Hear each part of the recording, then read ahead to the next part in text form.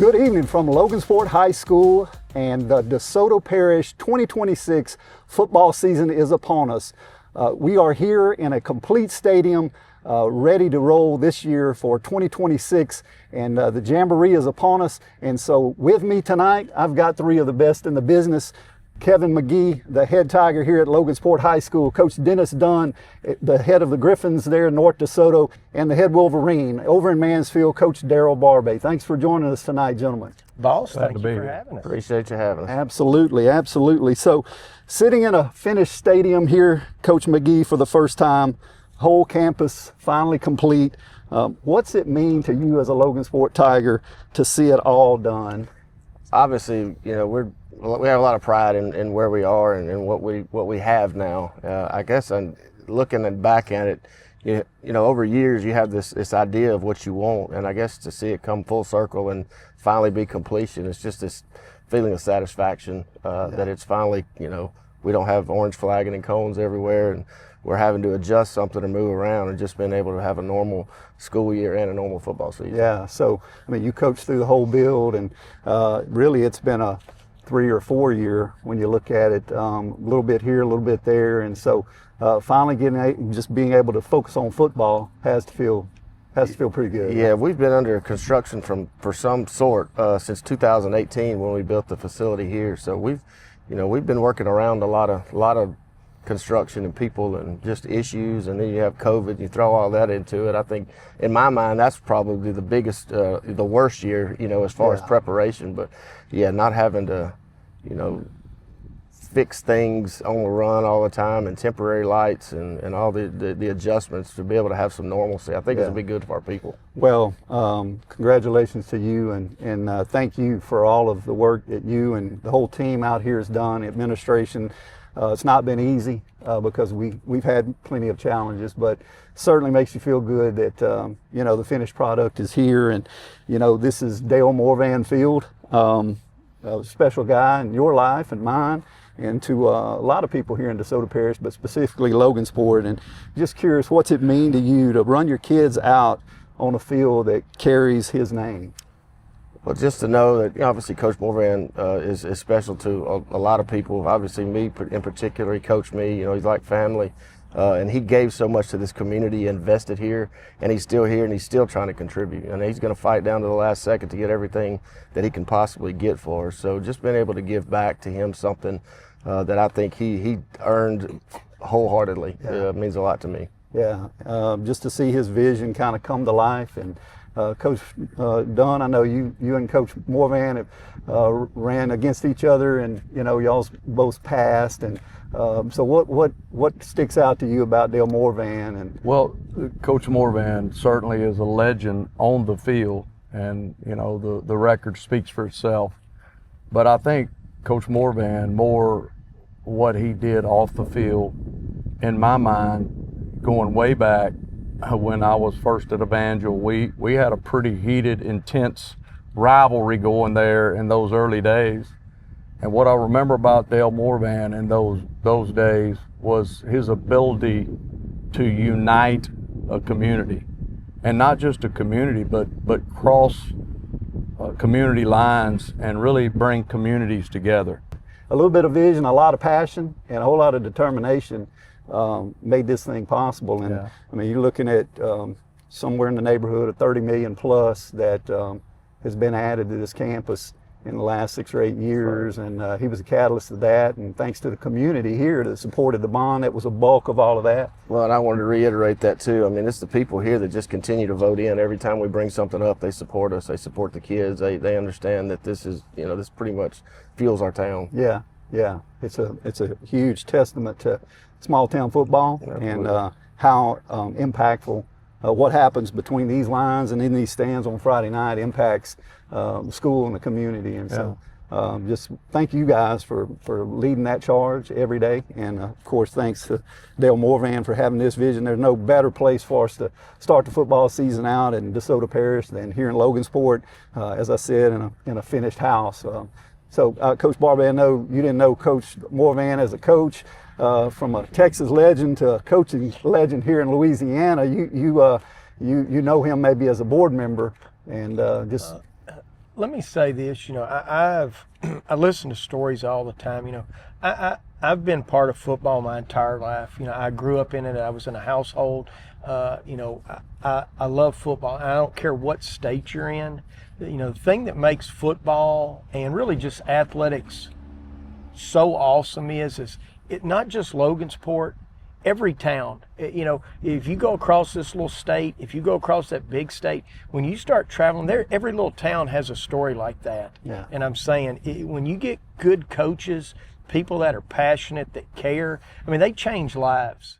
I think anywhere in these little small towns, everywhere, there's somebody that's changing lives. They're doing great things, and it's awesome. Well, yeah, boy, you said a mouthful there, and I couldn't be more proud and thankful to have the three of you doing just that here. Well, let me add just one thing to that. He doesn't just love this community. He loves DeSoto Parish. That's right. Everything that's happened for us, good, Dale Morvan picks up the phone and says, congratulations. Yeah. I'm proud of y'all, proud of what you've done. And if he didn't care about the whole parish, he would have just maybe picked up the phone call. But he loves DeSoto Parish and loves what this whole community means to this state. Yeah. So, if Coach Morvan, if you're watching, thank you for a legacy and a life well lived and your service to this community and all of DeSoto Parish in Louisiana. You are a legend. All right, we're gonna transition a little bit of where you came from and the build that all three of you have been a part of. And we'll start with you again. Coach McGee won a title here as a player and a coach, head coach that is. And just curious as to what it's meant to build a championship program in the place that built you. Yeah, so obviously they were fell on some hard times when I was, first took over, and the buy-in from the kids was what was so great to me, is they were so starved and they wanted to be coached, they wanted to be pushed, they wanted to be driven, right? And it still took us. We fought tooth and nail that first year to get a first down, obviously for a win. Like we celebrated everything as a win or a learning piece, right? So then the second year we get a little better, and then the third year that group in 16 that were seniors was the first youth group that ever started here. So as they started, that was the first group that came all the way through, and they obviously we won it, went undefeated. But honestly, that win, and I think at the end of that season, was more gratifying to me than it was winning one as a player, because now I understood what went into it, the hours and the stress and all those things that it takes, to go 15 weeks and to win that big game. It was quite a ride. So you made it look pretty easy. I wrote down you took a 2-8 team in 14 and turned that into a 16-0 team in 2016. So to me, guys, that looks like it wasn't nothing to it, right? But nobody really sees all that behind the scenes, and turning that quick. Was it that fast? Did it seem like it was that fast? And how did you get it turned around so quick?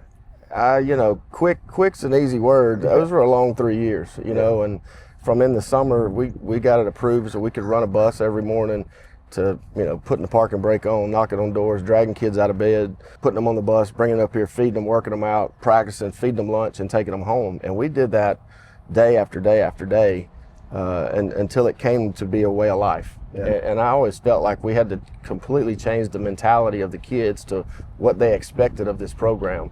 And it did. That first group that were sophomores when I got here, man, they bought in.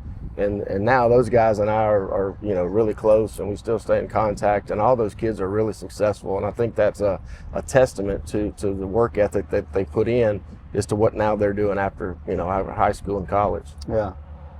Crossed 100 career wins a couple years back, right? Did you ever picture that number, or Honestly, I don't know. When I started, I was told, if it doesn't look better in 3 years, you'll be in here. I'm gonna be letting you go. And I didn't know what 100 wins looked like, but I didn't want to understand what sustained success looks like. And in my mind, at that time, what are we going to do over a 10-year period? And over that 10 years, I think it took 11 or 12 to get 100. But yeah, it was, that's where I wanted it to be. So now, you're not having to instill this mentality of what it takes to win. They already know it's a 12-month process. It's an everyday thing. I've got to be an everyday guy. Those are the things that we had to change mentally and emotionally, and really from a parental standpoint too. Yeah. Is we put it on the parents. You want a great product, I'm putting that on you to make your kids get up and come be here, during the day and in the summer. And I think that was a big part of it as well. Yeah. Coach Barbay, is this year 5? This is year 5. Time It flies. seems like 10, but it's No, only time 5. flies, Coach, when you're having fun. And so I could say something similar about you, and inherited a 4-win program, and just a build, a continual build. But what did you see in Mansfield that told you, it could become what it's become? Well, like in coaching, I think every kid deserves to be like in a good program, have good coaches. And I mean, sometimes when you look around, I mean, these guys, you play teams and you're like,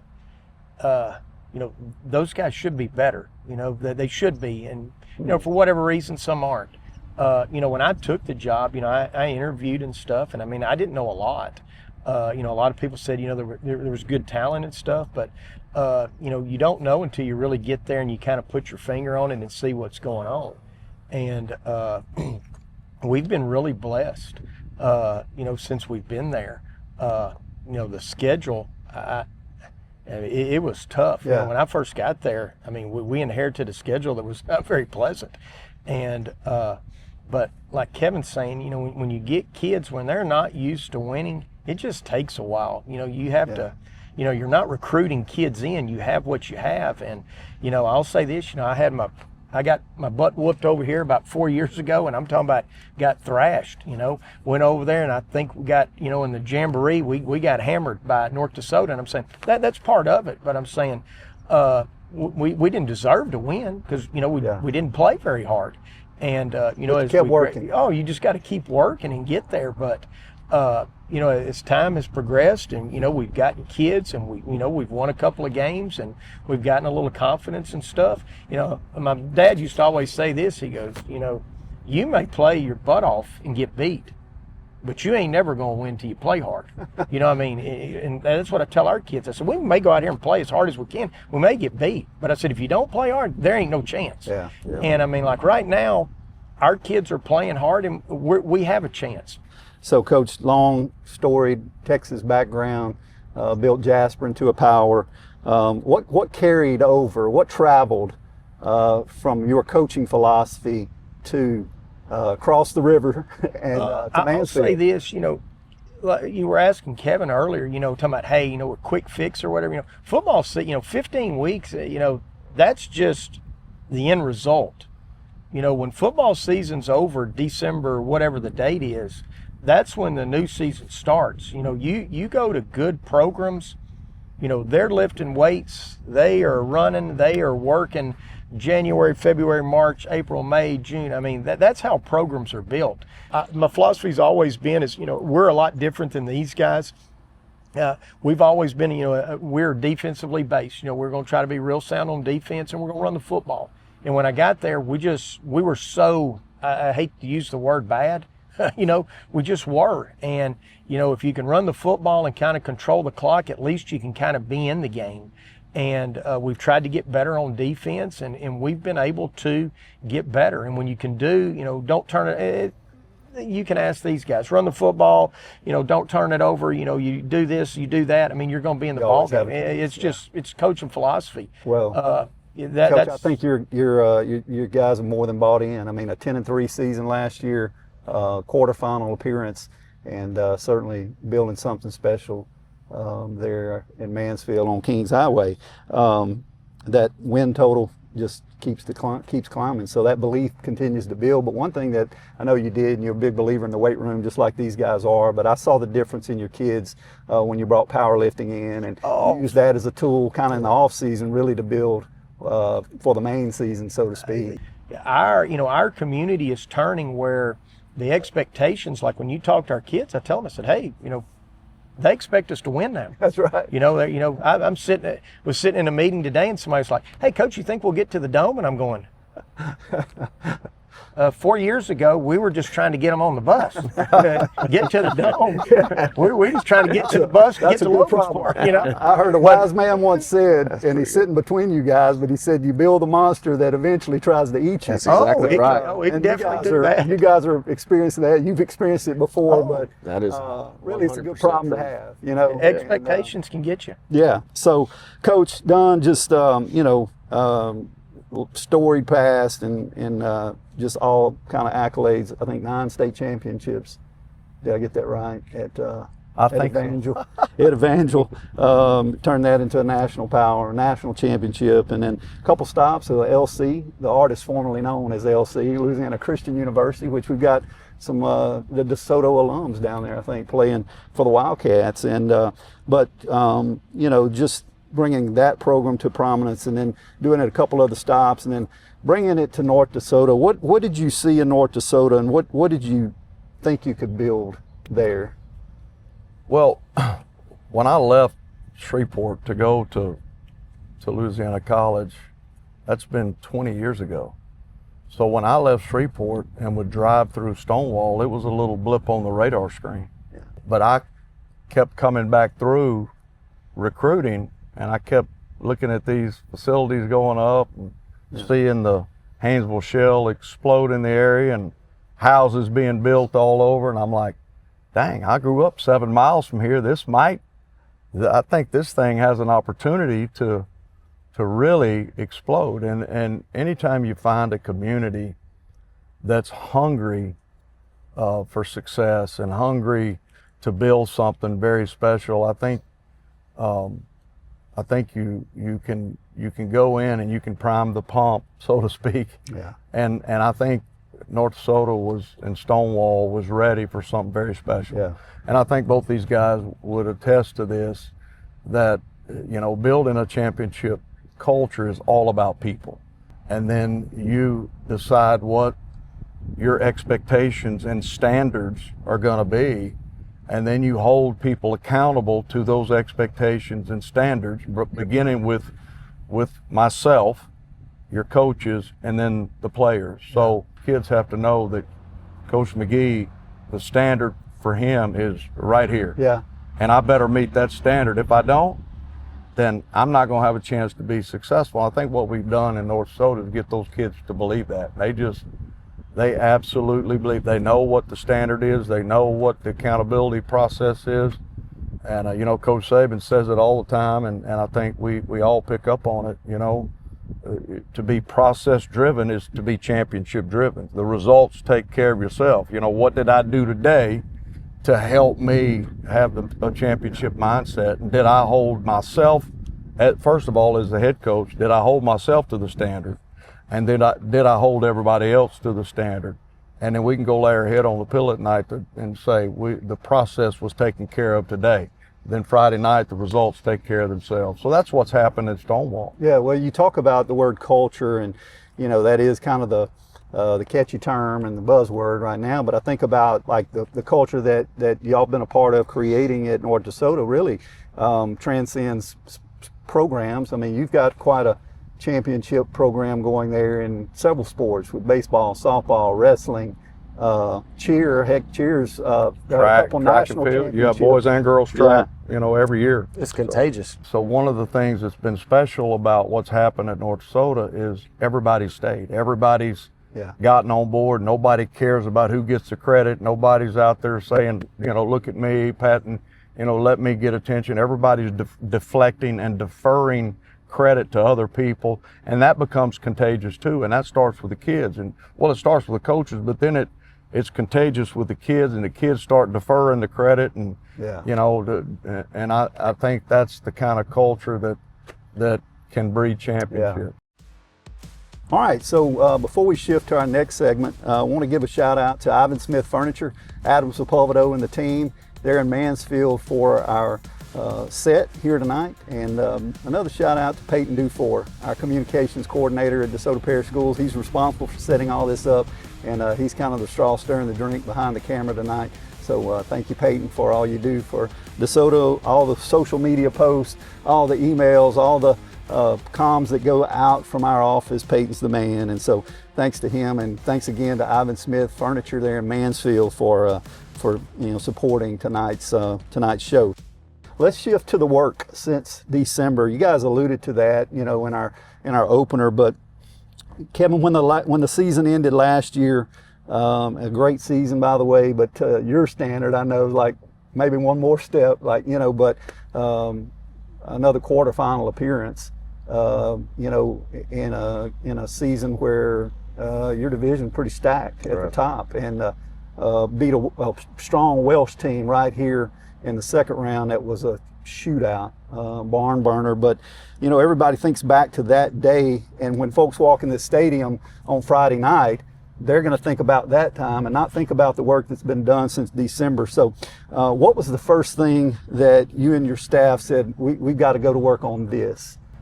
We got to be more physical. We got pushed around in big boy in that last game. They lined down, played cover zero, and we did not respond very well. And so the physicality, the mentality of that, the weight room was obviously a huge deal for me with our skill position guys. I think our O-line, D-line guys have always done a really good job. We didn't get beat up front. We got beat at the skill position. Now, granted, we were a little young there, but that's been a conversation, as far as a motivational standpoint, trying to get those younger guys. You got to mature. You got to step up, and we got to go play. And I think in the offseason we did a really good job, or they did, through spring practice and then rolled into the summer in 7-on-7 and doing those things that we asked them to do. So I think we got much better at it. Where do you feel like this team made the biggest jump?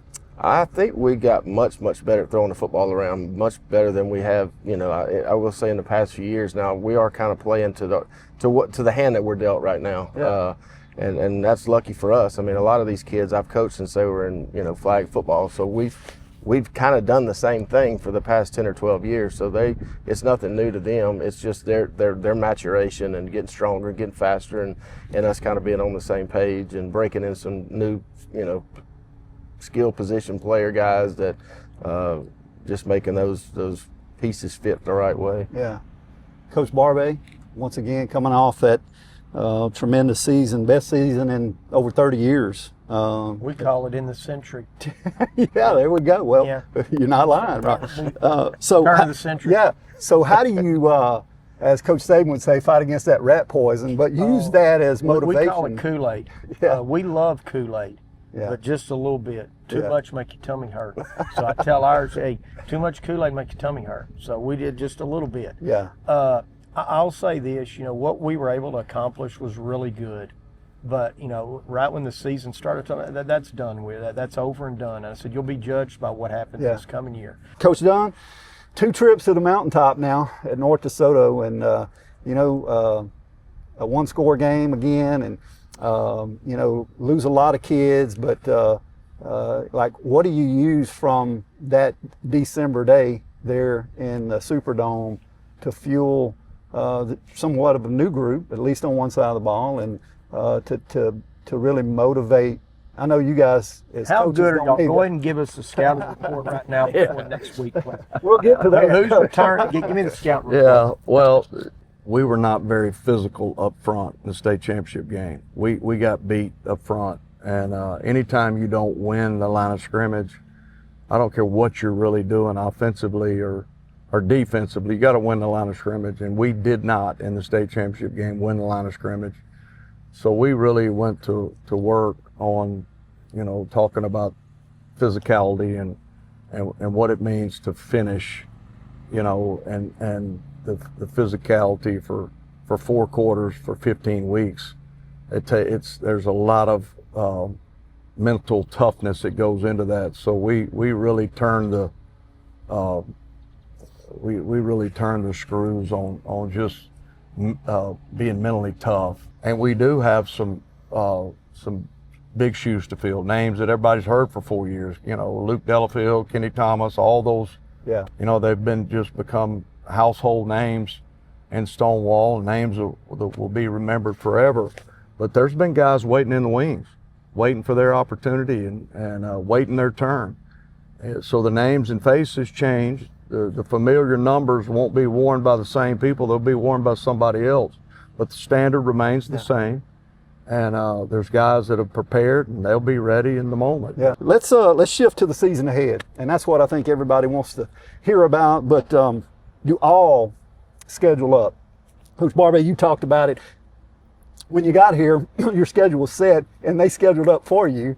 But and you trying to figure out kind of the PowerPoint playing field, and that's something I think, like no one's got the secret formula, but these guys had some experience with that, and so that's important. But tough non-district schedule against bigger schools or even perennial powers before district, and just curious, why test your team like that? Coach Barbie, I'll start with you.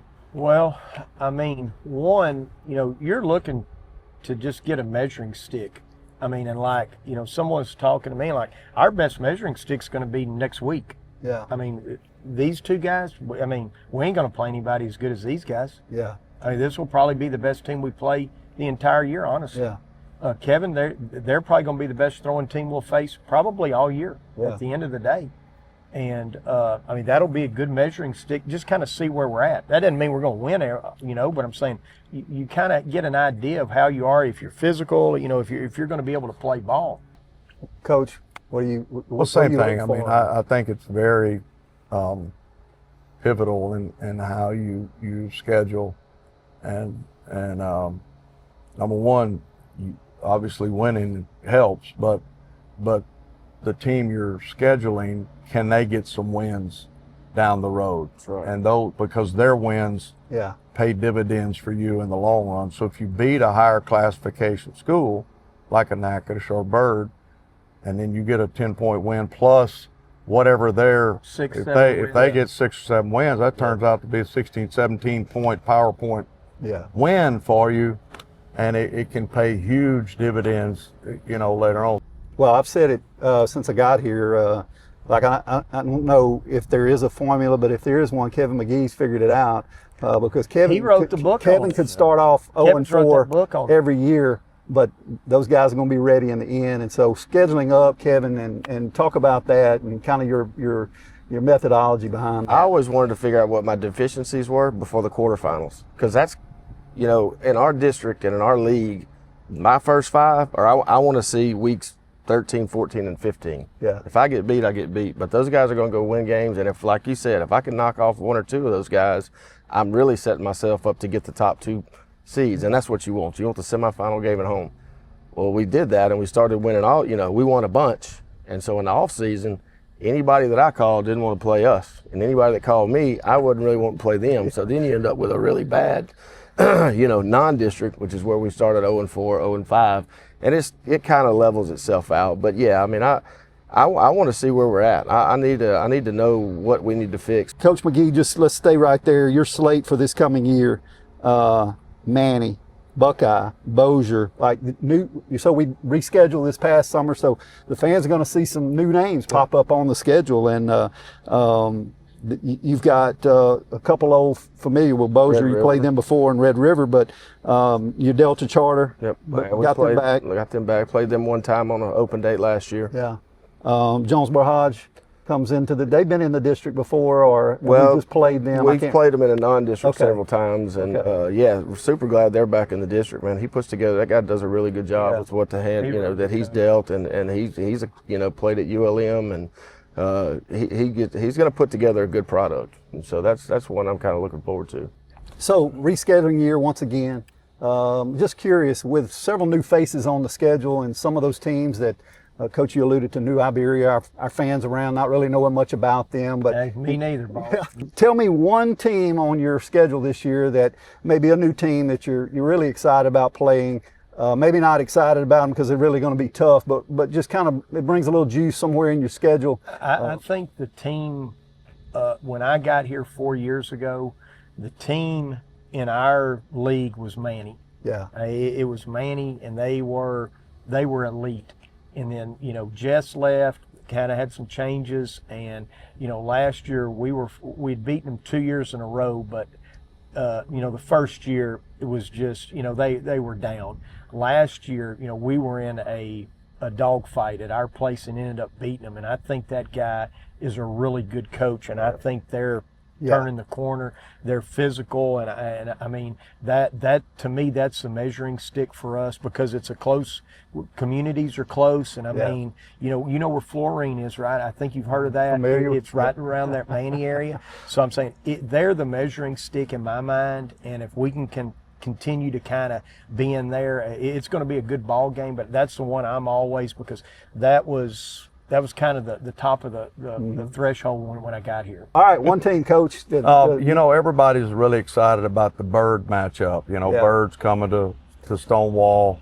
Coach, should be a great by 21. should be a great atmosphere. But the game that really excites me, I think, is, you know, it's week 8. We had a bye in our district this year, so we picked up Franklin Parish, and I think that's going to be a real test. We go to Franklin Parish. It'll be a playoff kind of environment. Yeah. They made a good run last year, got beat like late against a really good Lutcher team. I mean, on a last play of the game kind of, they got 2 Division I running backs coming back. So Franklin Parish is to me, that's a sneaky game, and one that I think week 8 is going to be very important. It's going to be a huge PowerPoint kind of game. So that'll be a heck of a test for us in week 8. Kevin, what about you? I actually got 2, and kind of Coach, you don't have tag one. Manny week 1 and then Hodge week 10. So, you know, the opener and the closer. But I think both those are going to be really good games. I think we match up well with both of them, and that'll give us see where we are going into the season, see where we are going into the second season. Yeah. So here we are, the Jamboree. You know, this is recorded the week prior to the Jamboree, but it'll be aired the week of the Jamboree. And, you know, for a lot of folks, for everyone except the coaches, it's a big thing. And, you know, they want to see everything at the Jamboree. And, you know, for you guys, it's like, let's get out there, let's kind of get through the dress rehearsal kind of thing, and let's get off this thing healthy and injury free, and not show too much. That's right. That's right. We don't want to see 32. I've already heard. I want to see him. So you want Coach to sit? Let's sit him out. Kevin, hey, sit Colin. Don't make sure he's well. You don't get nobody. I agree with you, Coach. But I do want to see. You know, I want to see a show, and obviously, you know, our bands, our spirit groups, they've worked so hard. It's their opportunity to put on a show as well, and you know, knock some of the rust off. And so why is the Jamboree such a big deal to the community here when, you know, it's not a real game, it's not a full game? What makes this like a big deal? I think it's a culmination of a parish-wide effort since January, December, right? And everybody knows that. I think now we're all on the same page, and everybody's putting in the same amount of work, and it's just the first chance to showcase that, and we just get to do it against each other. It's a year to talk, right? It's a year to jaw about it until next year, and I think it's a chance for people to get together, and that, because this is the only time for the next 15 weeks they're going to see each other on Friday nights, because you're going to be traveling to different places, right? So, you know, you get Corley will be coming in on a helicopter. Hey, that's right. So, I think the Jamboree is really great. First of all, you got veteran guys who've been in this thing for several years, and I think the respect level that I certainly have for these guys and we have for each other makes it fun. It makes it unique. But I leave every year thinking, thank God we don't have to play either one of those guys in a real game. That's how I left last year and the year before. Is like, dang, they got a chance to be good, both teams. So it's always fun. You leave here, your record's still 0-0. It don't matter what happens, and just we have fun. It's a fun night, and I think the community enjoys it, and it's a beautiful opportunity to put DeSoto Parish on display all in one venue. I think the main thing, and I can only speak for Mansfield, like when I got there, but like, you know, you talked about, you know, when your football team's doing well, the whole school is kind of a different atmosphere. Absolutely. But like, I know the more band members you have, the more cheer, the more dance, when more kids are involved, your school is better. I think we're spoiled too. Whatever venues it's at, when you show up, it's packed. And then you see some video of some other jamborees, and it's not. Yeah. You know, and I think that again is expected by us, is expected by our communities and our kids. And maybe, you know, I'm glad that they don't have the other. So Well, it's appreciated. Yeah, when I think about the three communities, you know, I mean, there's kinfolk on each side. I mean, you've got a lot of former graduates, Mansfield High graduates that have kids playing at North DeSoto or Logansport or vice versa, you know, that there's a lot of crossover, but there's a lot of pride in each town individually. And, you know, that's, I'm blessed to be a part of it. I love it, love to be anywhere our kids are going to be, and love to see them represent us. And I'm just, you know, want to be the biggest cheerleader I can.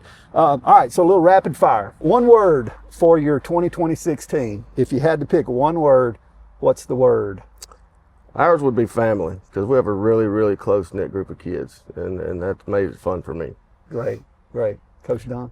Grit. That's our word Gotcha. for the year. Grit. It's got to stand for something. It does. I knew Grit. you were going to have Grit. an acronym. Grit. Put you on the spot. But hey, greatness, Yeah. relentless, integrity, and what is it? Tenacity. There we go. I can't spell any of those words. One word, Coach. I would say toughness. Yeah. Our kids, you know, we're going to run into a little adversity at some point, and you know, you're going to be able to bow your neck and just get tough, you know. But hopefully, we'll do it. Yeah, I know you will. All right, so I know you guys have got some young, fiery guys and even some older, seasoned guys, but like best trash talker, or maybe best isn't necessarily the word, assistant coach on your team, Coach McGee. Creech.